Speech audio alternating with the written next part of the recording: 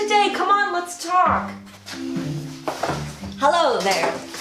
Okay, so this right here is a threaded insert, and this tiny piece of hardware completely changed the way I do my woodworking. Every hobbyist woodworker, like myself, has a lot of limitations, whether it be time, space, money, etc., etc., etc. So we have to be really creative with the workarounds to these limitations. So yeah, I have several limitations, but understanding these limitations will only make me stronger. Okay, so first off, I drive a Toyota Corolla. For those of you who don't know, it's a small car, it's a sedan. There is a huge limitation to what I can fit in this car, which is why threaded inserts are the best. It helps me make takedown furniture that I can literally fit in a sedan. I have fit a queen size bed in my sedan, the whole entire thing, and that is one of my greatest accomplishments. Number two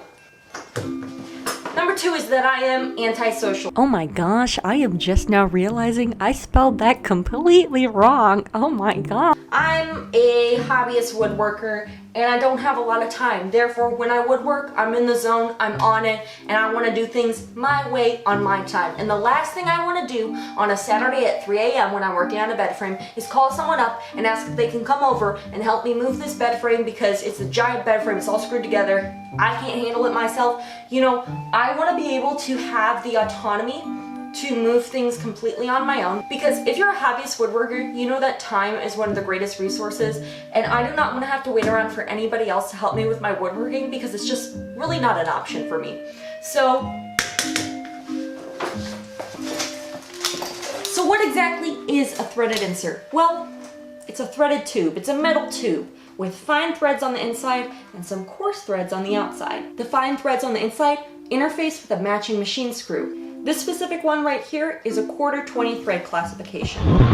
So I talk about a 1/4-20, and that's just a certain type of thread classification. So a 1/4-20, for example, that means that the bolt is a 1/4 inch in diameter and there are 20 threads per inch. If you live not in the US and you work with metric, you'll find that the screw sizes are labeled M8, M6, M12, and that's just the metric version of thread classifications and screw classifications. So M8, for example, that means the thread diameter is 8 millimeters. It's just a different type of thread classification. There are all different kinds.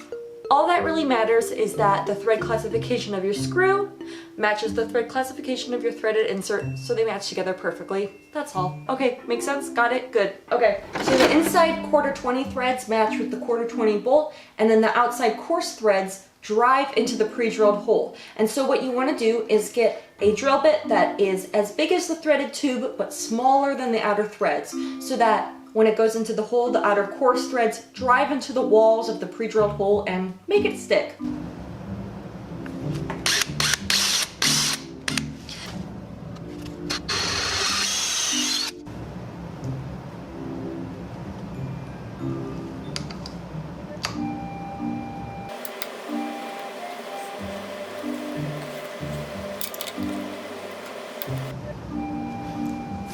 I use threaded inserts in a lot of the bed frames I make because it's super important for me to make bed frames that can be taken down really easily into small pieces, fit into my sedan, and delivered to whoever and wherever they need to go. So take this full-size bed right here. Full-size mattress, really small bed frame, but this bed, I actually transported it in my sedan, the whole entire thing, and took it 4-hour drive away to my friend. And I was really proud of that I was able to deliver that, you know, entire bed frame. So you can see the side rails come apart with bed frame hardware, which I covered in my last video, and then the headboard comes apart into 3 planks and then 2 legs. So the 2 legs have 3 drilled holes at the back, and then the 3 planks each have a threaded insert on the back of each side. So then the bolt comes in from the back, interfaces with the threaded insert, and then it creates this headboard. And then there's a center brace to add a little bit of extra stability. And it's all at the back, so you can't see it from the front. Really clean, and yeah, I thought this was a really great design for a small, minimalist bed frame that could be taken down really easily. So now the big question. Why all this fancy hardware when you could have just assembled that headboard the same way with wood screws? Well, a couple reasons. Reason number 1. For the sake of the customer! Screwing a machine screw into a threaded insert is so much easier than screwing a wood screw into wood. It takes so much less torque. In the video, you'll see me assembling all these machine screws into the threaded inserts with a power drill, but I just do that to speed things up. In reality, you can assemble this whole thing with just a handheld screwdriver. And I like to remember that not every single person has a power drill. It's great to create furniture that is super strong, but can also be assembled with just a handheld screwdriver, rather than expecting your customers or your friends or your family or whoever you give the furniture to own a power drill. You know, a lot of people don't have that. Unfortunately, not a decision I approve of, but it's the reality.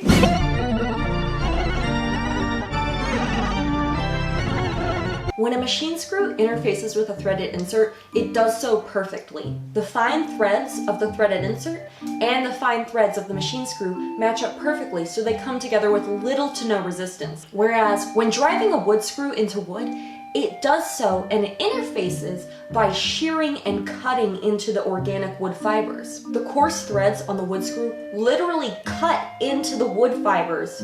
And so it's gonna take a lot of elbow grease to do that. And that's why you never see people assembling houses with a handheld screwdriver. They do it with a power drill, because it takes a lot of muscle to drive that wood screw or deck screw or whatever it is into wood fibers. A machine screw going into a threaded insert is kind of like inserting a key into a lock, whereas a wood screw into wood is kind of like driving a tent stake into a mound of dirt. I don't know if that's a good analogy, I hope that helps. And that ties into reason number 2, the longevity of the piece. I never want to use a wood screw as an assembly point. When I use a wood screw, I use it as a final fastener. That's never coming out. It's not coming out when I'm moving, it's not coming out when I'm rearranging my room, it's not coming out when I have to disassemble the piece. Why? Because it's not meant to come out. It shouldn't come out. Because when you drive a wood screw in initially, it creates that spiral channel, it carves that spiral channel into the wood. And so if you take it out and you drive it in again, it's going to create a slightly different spiral channel. So the more you move, the more it's wearing out the fibers. So over time, that connection is going to become weaker and weaker, because you keep driving in and out of this organic wood channel, where that doesn't happen with a threaded insert, because you're not removing any material when you drive the machine screw into the threaded insert. It just interfaces perfectly. There's no shearing or removing of material. And that's why I never use wood screws as an assembly point, and I highly frown upon people who do use it as an assembly point, because you will really commonly see it in DIY bed frames or certain DIY situations where it's like, oh, just screw everything together with wood screws and then take it apart when you need to move. I don't think that's a good idea, but I cannot control this world. And, you know, sometimes you gotta accept the things you cannot change and move on.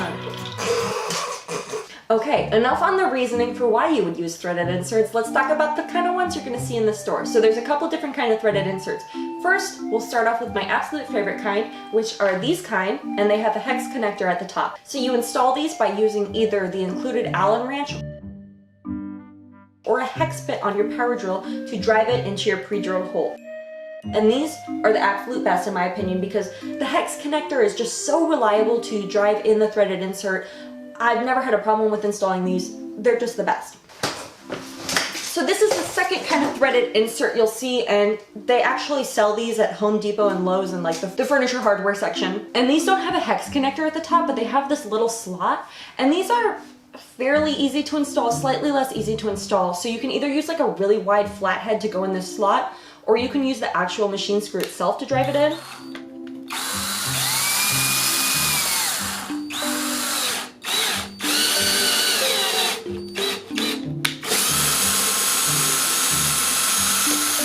Ooh, that's beautiful. But that's just not as fun as the hex connector thing. So these are good, but not as good as the hex ones. So these are like my number 2. What is that? What is that? And then the last kind you might see are these kind. They're called T-nuts.